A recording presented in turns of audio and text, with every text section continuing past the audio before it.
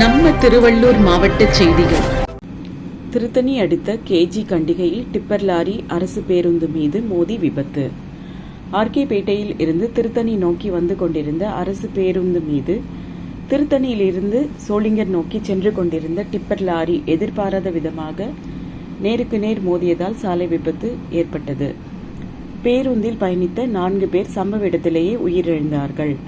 16 ஆண்கள் 13 பெண்கள் உள்பட 29 பேர் படுகாயத்துடன் திருத்தணி அரசு மருத்துவமனையில் அனுமதிக்கப்பட்டு சிகிச்சை பெற்று வருபவர்களை மாண்புமிகு சிறுபான்மையினர் நலன் மற்றும் வெளிநாடு வாழ் தமிழர் நலத்துறை அமைச்சர் சாமு நாசர் மற்றும் மாவட்ட ஆட்சியர் பிரதாப் ஆகியோர் நேரில் சென்று பார்வையிட்டு நலம் விசாரித்து ஆறுதல் கூறினர். விபத்தில் சிக்கி உயிரிழந்தவர்களுக்கு தமிழ்நாடு முதலமைச்சர் மு.க.ஸ்டாலின் அவர்கள் குடும்பத்தினருக்கு தலா 3 லட்சம் ரூபாயும், பலத்த காயமடைந்து மருத்துவமனையில் சிகிச்சை பெற்று வருபவர்களுக்கு தலா 1 லட்சம் ரூபாயும், லேசான காயமடைந்து மருத்துவமனையில் சிகிச்சை பெற்று வருபவர்களுக்கு தலா 50,000 ரூபாயும் முதலமைச்சரின் பொது நிவாரண நிதியிலிருந்து வழங்கப்படுவதாக தெரிவித்துள்ளார்.